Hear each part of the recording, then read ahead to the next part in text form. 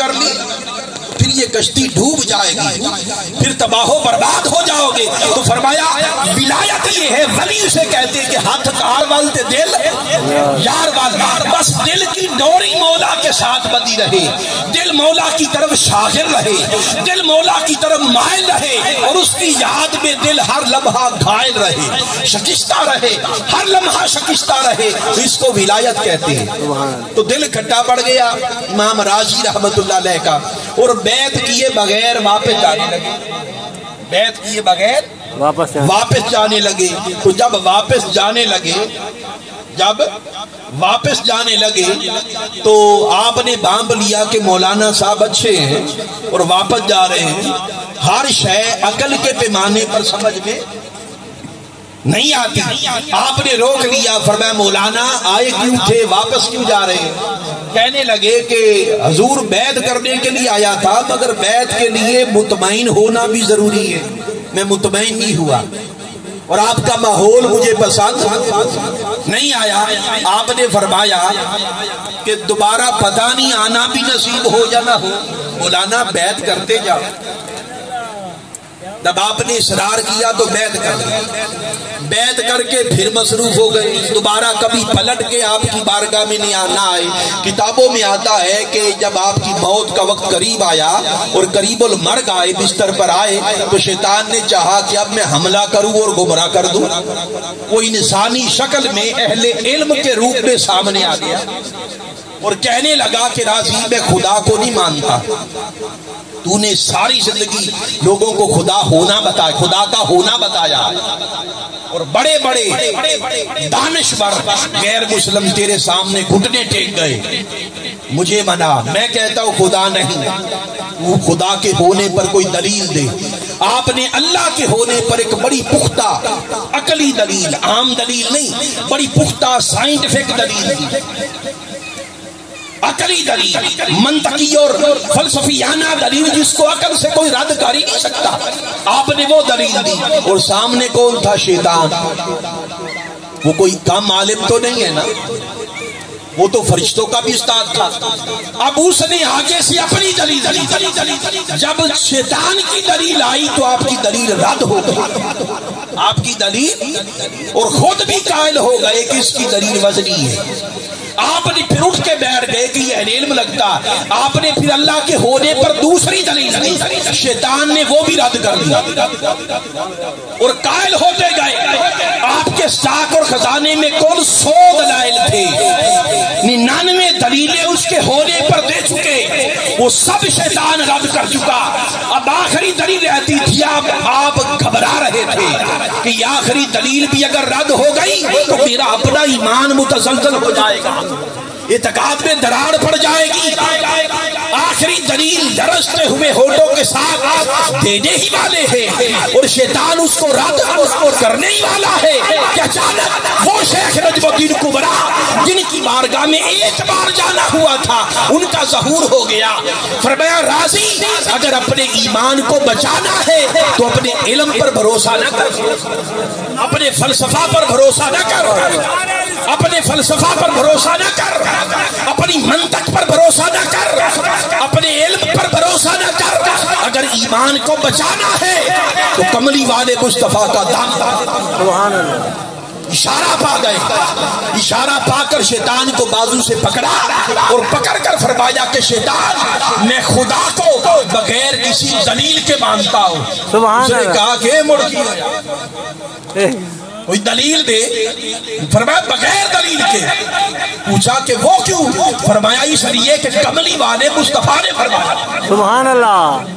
آقا نے خبر دی ہے، اب اس دلیل کو کون رد کر؟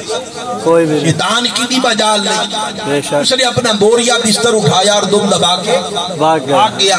تو مطلب یہ ہے کہ ایمان آقا علیہ السلام سے تعلق کا نام ہے، ایمان حضور سے متمسک ہونے کا نام ہے، حضور سے جڑنے کا نام ہے۔ تو فرمایا لوگوں جہاں پر گزرنے والا ہر لمحہ خسارہ ہے، گھاٹے کا سودا، اگر خسارے سے بچنا چاہتے لوگوں میرے مصطفیٰ کے ہو جاؤ۔ میرے مصطفیٰ کے بن کے رہو، بس حضور جو کہے وہ کرو، حضور اٹھائیں تو اٹھ کھڑے ہو جاؤ، حضور بٹھائیں تو بیٹھ جاؤ، حضور چلائیں تو چل پڑو، حضور روکے تو رک جاؤ، ہنسائیں تو ہنس پڑو، رلائیں تو رو پڑو، بس اپنی زندگی کا مرکز میرے مصطفیٰ کو بنا لو۔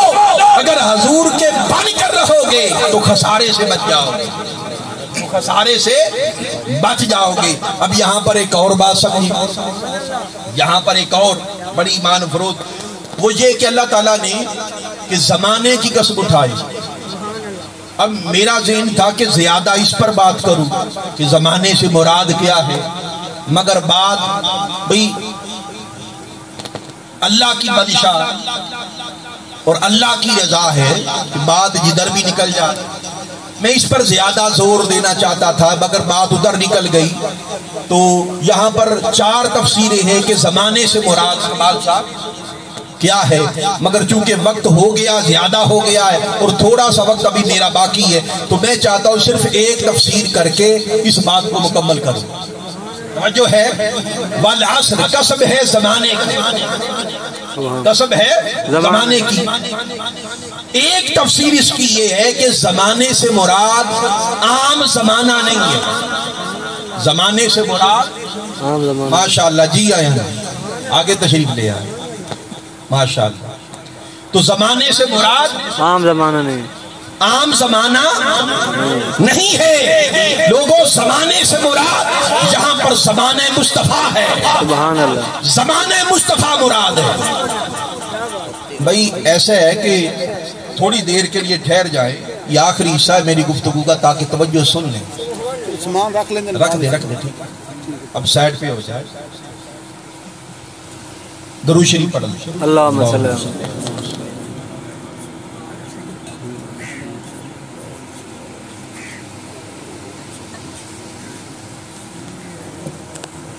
زمانہ مصطفیٰ مراد ہے۔ اللہ نے فرمایا محبوب تیرے زمانے کی، اللہ نے فرمایا تیرے بھئی زمانے سارے اللہ کے ہیں، زمانے سارے اللہ کے ہیں، اللہ نے پیدا کیے ہیں، مگر جو زمانہ مصطفیٰ کا ہے اللہ کو وہ محبوب ہے، سبحان اللہ، اللہ کو وہ محبوب ہے۔ محبوب تیرے زمانے کی قسم، اس لیے کہ زمانوں میں سب سے بہتر زمانہ وہ ہے، بہتر افضل خیر کے اعتبار سے، رشد کے اعتبار سے اور فضل کے اعتبار سے، ہدایت کے اعتبار سے وہ زمانہ زمانوں میں سب سے بہتر جس زمانے نے میرے مصطفیٰ کو پایا، جس زمانے میں میرا محبوب ہوا، وہ زمانہ۔ اور پھر آقا نے خود بھی فرمایا خیر القرون قرنی، سب سے بہتر زمانہ فرمایا میرا زمانہ، سبحان اللہ، فرمایا میرا زمانہ۔ پھر فرمایا ثم الذین یلونہم، 3 بار، ثم الذین یلونہم، ثم الذین یلونہم، ثم الذین یلونہم۔ میرے زمانے کے بعد پھر بہتر زمانہ وہ ہے جو میرے زمانے کے ساتھ جڑا ہوا، یعنی صحابہ کرام کا زمانہ، اور پھر اس کے بعد بہتر زمانہ وہ جو صحابہ کے زمانے کے ساتھ جڑا ہوا، یعنی تابعین کا زمانہ۔ پھر فرمایا اس کے بعد بہتر زمانہ وہ جو تابعین کے زمانے کے ساتھ جڑا ہوا، یعنی تبع تابعین کا زمانہ۔ یعنی اشارہ یہ فرمایا کہ زمانہ جتنا حضور کے قریب ہے اتنا بہتر ہے، جتنا آقا کے قریب ہے اتنا افضل ہے۔ یہ بات سمجھ لیں، میری بات سمجھ لیں کہ فضیلت حضور کی خیرات کا افضل وہی ہوتا ہے، وہ زمانہ ہو، وہ انسان ہو، وہ جگہ اور مقام ہو، افضل وہی ہے جو مصطفیٰ کے قریب ہے، جو میرے آقا کے قریب ہے۔ ارے میرے آقا کے قریب اگر کوئی انسان ہو جائے، انسان، تو وہ صحابی ہو کر غوث اور قطبوں سے بھی افضل ہو جاتا۔ بے شک بے شک، بھلے ساری زندگی ایک نماز بھی نہ پڑھ سکا وہ صحابی، ایک روزہ بھی نہیں رکھ سکا، دین کا کوئی علم بھی حاصل نہیں کر سکا، مسلمان ہوا اسی وقت وصال ہو گیا، نہ نماز، نہ کوئی عمل، نہ کوئی علم، نہ شریعت کا علم، مگر درجہ ایک نگاہ محبت سے کیا ملا کہ 40 سال تک عشاء کے وضو سے فجر کی نماز پڑھنے والے سارے غوث اور قطب مل بھی جائیں تو اس صحابی کے برابر بھی نہیں ہو سکتے۔ उस सहाबी को ये जो मर्तबा फजीलत मिली, नमाजों से नहीं, रोजों से नहीं, इल्म से नहीं, मुस्तफा की कुर्बत से। अगर इंसान हजूर के करीब हो जाए वो अफसल हो जाए। और जो मुकाम जहां पर हजूर पैदा हुए वो मुकाम मक्का सारी बस्तियों से अफसल। और जिस जमाने में मेरा महबूब हुआ वो जमाना सारे जमानों से अफसल। यहाँ पर एक बड़ा ईमान अफरोज वाकया मैं आपको सुनाता हूँ, वजो है, बड़ा ईमान अफरोज वाकया कि एक शख्स था वो रोटियां बेचता था। क्या करता था? रोटियां बेचता था। और उसका तरीका ये था कि ताजा रोटी 1 रुपए की बात को समझाने, वो तो दिरहम की बात थी ना, बात समझाने के लिए बयान करना कि ताजा रोटी 1 रुपए की और बासी रोटी 2 रुपए की। अब किसी को क्या पड़ी कि ताजा रोटी छोड़ के बासी रोटी 2 रुपए की, मगर वो ऐसी करता था। अब उसके पास एक बाबा आ गया, और बाबे के पास जलाली भी होते हैं कि नहीं। बाबे ने कहा रोटी दे। उसने कहा कौन सी, ताजा या बासी? बाबे ने कहा मुड़की होया, ताजा बासी का क्या मतलब? उसने कहा कि बाबा जी ताजा लेनी है तो 1 रुपए की, बासी रोटी लेनी है तो 2 रुपए की। फिर उसने कहा मुड़की होया। उसने कहा मुझे समझाओ कि ताजा रोटी अगर 1 रुपए की है तो बासी रोटी जो बच गई अगले दिन बेचनी है वो तो आधी कीमत पर 8 आने की होनी चाहिए, और तू 2 रुपए की बेच रहा, माजरा क्या है? उसने कहा वजह ये है, वजह सुनिए और उसका ईमान देखिए। उसने कहा वजह ये है कि ताजा रोटी 1 रुपए की, बासी रोटी 2 रुपए की, इसलिए कि वो जो बासी रोटी है वो ताजा रोटी के मुकाबले में 1 दिन ज्यादा ज़माने मुस्तफा के करीब। सुभान अल्लाह, सुभान अल्लाह। और जो हजूर के करीब है वो बेहतर है। सुभान अल्लाह, सुभान अल्लाह। क्योंकि वो बेहतर है, भले बासी है, मगर 1 दिन ज्यादा हजूर के करीब है, ज़माने मुस्तफा के करीब है, इसलिए फरमाया वो बेहतर है। जो बेहतर है वो 2 रुपए की, लेनी है तो लो, नहीं तो जाओ। तो ज़माना हजूर के करीब आ जाए। अब आखिरी बात, फिर उसके बाद मैं इजाजत चाहूंगा ताकि मेरी बात मुकम्मल हो जाए। ये तो जमाने की कसम उठाई ना, हजूर के जमाने, सुभान अल्लाह, के जमाने की। अब सुनिए, इससे पहले एक सूरत आई, उसमें शहरे मुस्तफा की कसम उठाई, हुजूर के शहर की।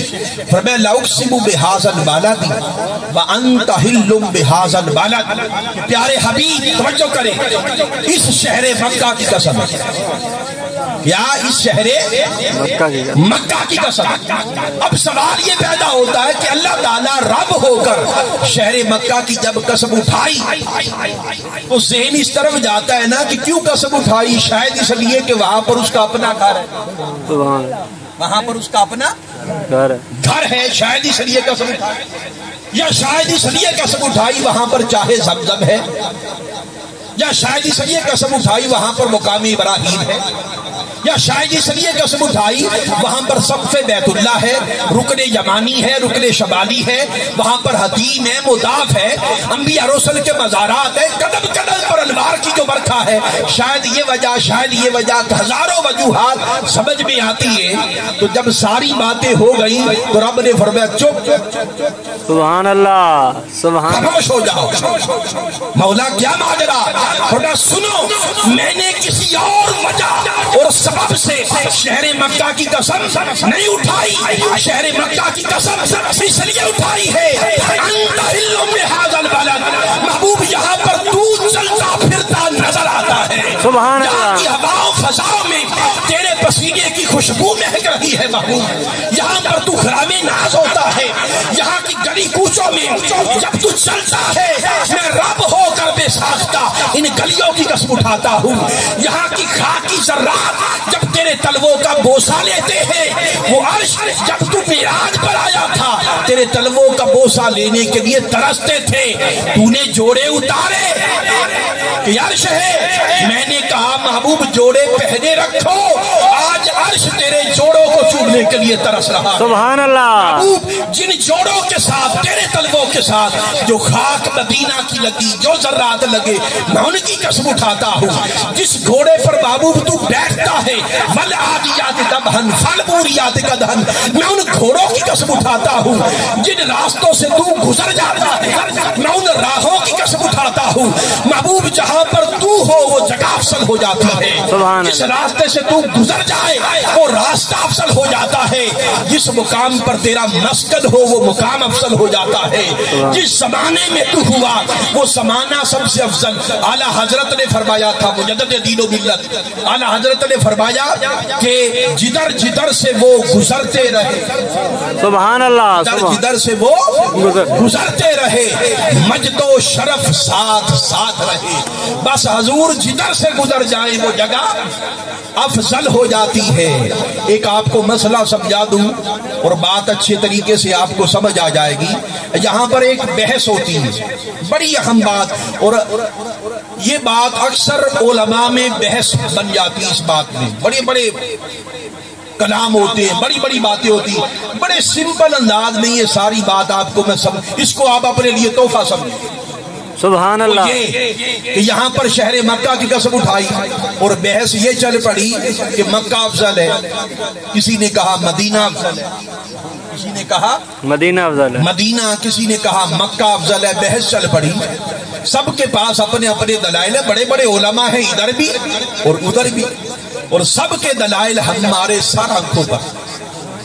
और आला हजरत ने भी फरमाया था, आला हजरत ने फरमाया था कि तैबा ना सही मक्का ही सही अफजल, हम इश्क के बंदे हैं क्यों बात बढ़ाई।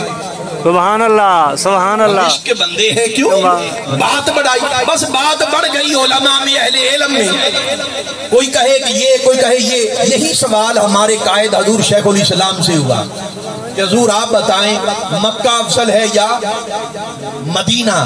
आपने फरमाया लोगों इस बहस में पढ़ते क्यों हो कि मक्का अफजल है या मदीना। फरमाया मक्का अफजल हो या मदीना, वजह तो हजूर ही है ना। सुभान अल्लाह, सुभान अल्लाह। वजह तो हजूर ही है, हजूर ही है ना।